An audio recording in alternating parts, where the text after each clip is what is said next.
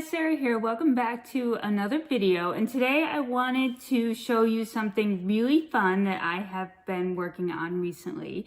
As you may know, I have a slight addiction, passion for rebrickable.com, which is a really cool website where you can find alternate instructions for different Lego sets to make other Lego sets from your Lego sets. And we actually just did that very recently with the Coliseum. We turned it into Boone's Castle, Castello Fortificato, and you can watch that really fun video we did on that because that's just an amazing transformation from a Coliseum to a castle. And you know, that's such a huge set, and we really love taking sets that we have and finding new builds for them. And honestly, I'm not super creative with building techniques right now. I'm still learning a lot about the way Lego pieces work. So being able to take an existing Lego set and find new directions to download and rebuild it is really been a lot of fun for me. And I've been excited to try out some different things. So when I'm on the website though, I'm only really looking for a one-to-one translation, like take this set and build this with it. And this is what we've just done. I don't know if you know what this one is. There's a pretty good indication there by the characters out front. But we have recently taken our LEGO Sesame Street set, which we built and reviewed, so you can see that too. But we wanted to see if we could turn it into something else, maybe a modular for the city. So that's exactly what we did here. Basically, I went on to rebrickable.com and I had seen a Sesame Street modular. Now, all you need realistically is the Sesame Street set. When I did open up the instructions, and maybe I didn't read it super correctly the first time, you do need a plate to build it on, but a base plate is fine. I actually only have plates, so this is not totally modularized yet to fit in the city. You do need a couple of the Technic pin bricks, the 1x2s, that would actually go on the sides here. I did not have those, so right now there's just a placeholder and I'll need to switch that around. And they called for extra sidewalk pieces, so I don't know if you can see, but I used flat brown tiles because I did not have gray ones handy. So that's fine. That's no big deal. It really does nothing to disrupt the build, the overall build of the Sesame Street.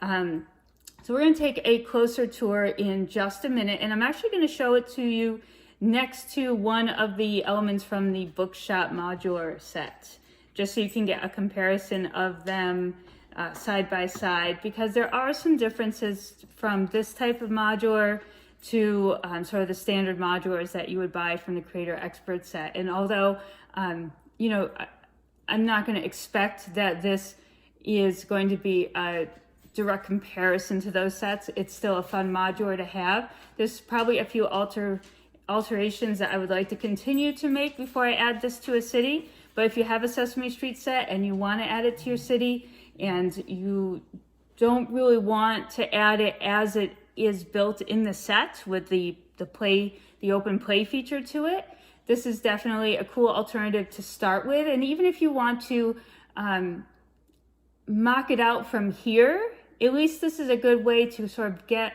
a feeling for what the pieces do. And I do have a bag of leftover pieces, not enough really to make the building bigger than it is. But yeah, so let's actually get in. We're going to get a closer look at the building. There is detail on the inside. Not all of the interior could be used that was in the original Sesame Street set, just due to size, and that you're no longer seeing an open back model. So that's a little bit different too. But I did sort of deck it out in the back with extra little goodies and things, because you are going to lose Mr. Hooper's store. You're going to lose that spot where Big Bird has his nest, but you can totally customize your own little Big Bird's nest in the backyard. So there's definitely lots of cute things here that definitely need to be looked at. So let's get in there and let's take a peek. Okay, so first things you can see is that it is definitely a very modularized building. It's that nice square shape that will fit in well. next to a variety of other modulars. And as I mentioned, I did not have the right bricks to put in here to secure it as a traditional modular would, so I'll need to change those out. And I did need to build it on more of a traditional Lego plate rather than a base plate, so the thickness is higher here. Now this will match up nicely with the new road plates for sure, because this tile height will also fit in with the tile height of the new streets. But it will not work with the existing modulars that I have in my collection. It will be slightly higher. So one of the things actually, if you start right here, you're going to notice that the width of this building is actually much smaller than a traditional modular. So the easiest thing to do is just you're going to be to extend it out. And I think like a 1x6 extension will really bring it to that of other modulars. So it's not a huge deal. I mean, all you're going to do is extend with bricks. Unfortunately, this set does not include enough of those bricks to do that, but if you have a selection of tan and brown and nougat brown, you can definitely come up with something on your own. You do still have Oscar the Grouch's spot. It's a little bit different, and a lot of the accessories didn't have a home that they previously had, so I just kind of made it up. I added, once I was done with the overall build, I went through and I added as many details here and there that I could. It did retain the lamppost with the 1, 2, 3 Sesame Street, and of course you have the front porch stairs. The same door has the open and close feature, and they use the same detail for the windows. So it's a very familiar looking building when you see it after you've turned it from the original Sesame Street to this one. You still have that lovely brownstone feel that you got the last time, and you can certainly play around with the characters. They included the little fire hydrant. They actually show you a little build for a rubbish container, and I put that on the back, so when we flip around, you'll be able to see that. And I'll actually go through and show you the interior as soon as we go through the exterior. So in the back, they had included a few things. They'd added the chair detail that you would see on the other model. And then I just placed around the coffee cup and the cookies and things like that. They do show you how to build this little blue rubbish container as an alternate thing to put in the front, but I thought I'd just stick it in the back there to hold on to it. And there was really nothing for Big Bird in this set. This was not included in the instructions, but I went back to the book's instructions and just kind of got a feel for what was built for Big Bird on the original set, and kind of gave him back his little nest in the back. So it does have a nice backyard feature. I stuck in as many of the flowers that I could, and things like that. They keep the what are these things called? Oh, I can't think of the word. Fire escapes. They keep the fire escape. They have another door in the back that's fun, more windows, and so a lot of the detail is kept.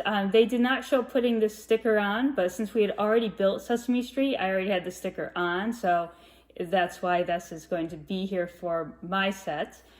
These are still the windows to the bathroom, and inside you'll still see that he has his tub and his rubber ducky.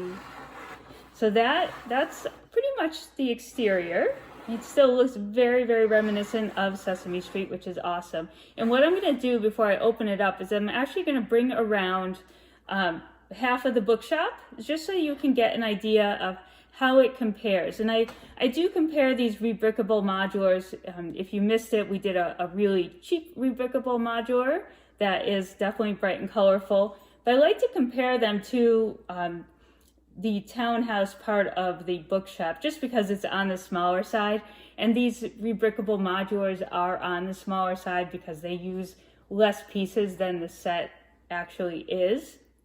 But it still does compare very nicely to this set. Now I can't push them together because I don't have that Technic brick in place, but as you can see, for the most part, the heights work well together. So this is not like one of the mini modulars, the Creator 3-in-1s. So it definitely is not, it's on a better scale. And let me just bring out So we have this one here as well, the little toy store townhouse, and you can see that the rebrickable Sesame Street modular here definitely is bigger than this toy store. So you get a good idea of how it will fit into your city if you want to put it in your city, as these 3-in-1 models tend not to fit as well without a lot being added to it or a double set being made into one. Let me pull that off. So yes, so there you go. You can see that height-wise, these guys do really well together, but I'm going to show you the difference in the width. And let's see here. If I turn this around, you can definitely see that this is a nice wide building, and there's not really much left over in the back. Now, if we turn around Sesame Street and kind of line it up here, you can see if everything else is equal, you can see that the blue here from the bookshop modular is still protruding out. And that's about how much you'll need. And it is about 6 studs. So that's not a huge deal when you think about it. Obviously the top up here of this building actually compares much more to the Sesame Street. So you could certainly just do a lower level bump out down here if you wanted to get the thickness, or not at all. I mean, I think these are super cute. I like the decoration in the backyard on Sesame Street. There isn't a whole lot that you can fit back here in this build. So it looks, actually, when I put them together, it looks really pretty good. I do like it. I like it a lot. And actually, I think I'll just need to switch out the gray sidewalk, but I definitely see this as an addition to the city, maybe even in the residential area kind of thing. I really love it. So let's take it a little further and let me show you inside. I'm going to move this one aside, and we're going to get inside Sesame Street. Okay, so let's work our way down. I've taken apart the different sections that make it a modular.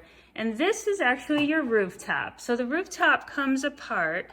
It's like a front panel comes off of the roof part. So it doesn't lift up like the traditional roof would lift off. It actually sort of clips on the front of the second floor.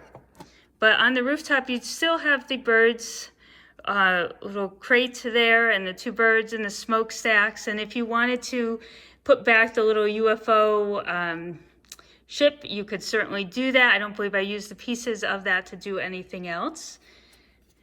So yeah, it definitely just attaches onto the front of the second floor. So it would go over on the front like that. And then here we have what would have been Bert and Ernie's room. And in the original build, there were actually 2 beds, one for Bert and one for Ernie, but that wasn't going to work like that. So we used just one of them, which is fine. And again, if you want to extend it, that 6 studs, you might be able to fit this in somehow with a little reconfiguration. And there is his tub with the rubber ducky, and you still get that fun curtain, and you get the light here that's, there you go. And you still get some of the toys, the paper clips, the dinosaur, and you can use some of the stickered tiles in there. And you have a lamp and the rug. So there's a lot of little detail inside. It's definitely not lacking in filling the space. And of course, as you build this and you see what pieces you're using, you can add your own details, change out the pictures. I feel like right back in there, I bet you I'm missing something. It looks like there could be a picture there even. So as you can see, I could maybe there's another shelf. I could put in another shelf there, add another toy in. So there's a lot you can do. Oh, I pulled that off. To push that back on. Nothing like seeing Lego bricks popping up. Okay, so there's that. And again, this just will sit back on top when we put it back together. But it does hang a little lower, which is why, let's see, there we go. So it does hang just a bit lower to snap in. And then there's your second floor. And then, let's just spin this guy around. It's really fun. Look at those characters. Those neat new molds for this set are really, really fun. And it's kind of a whimsical addition to a city, just to have the characters mixed in amongst the other minifigures.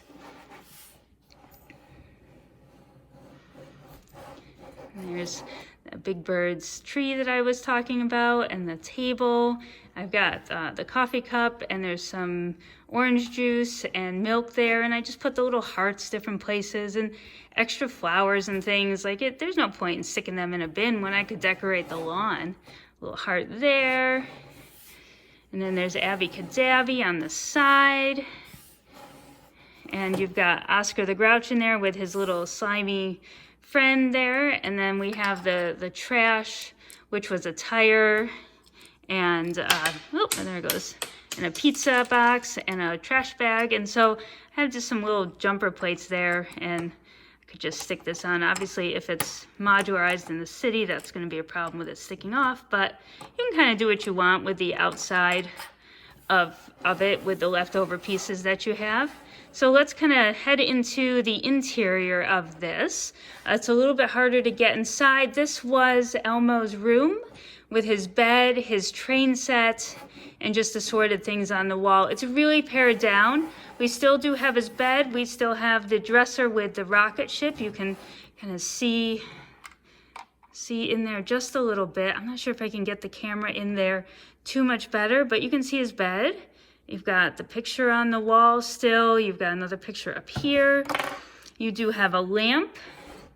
You have his rocket ship. You have the goldfish bowl still. You have the dresser build, and then it goes right to the door. There was a train set on the floor, but there is not room for that in this set. And the doors do still open, but it's a little bit harder to use them in this setup. So let's see if we can stack it back up here. So again, this woman did a really great job putting this together. It is hard to use the exact bricks and none extra to create something that is in a different shape and design. So I think I really give these guys credit for doing these instructions and making really cool buildings out of them. So this is the Sesame Street Rebrickable Modular, and I'll put a link to the place where you would buy the instructions for that. It's really, really fun to take a set that you have and turn it into something else. And I don't know, I think that I will buy Sesame Street again. I do feel like I want to rebuild that set as Sesame Street. Just like we did with the Coliseum, we built it into the castle, and then we decided we needed to have, or not need, but we wanted to have another Coliseum available to us. So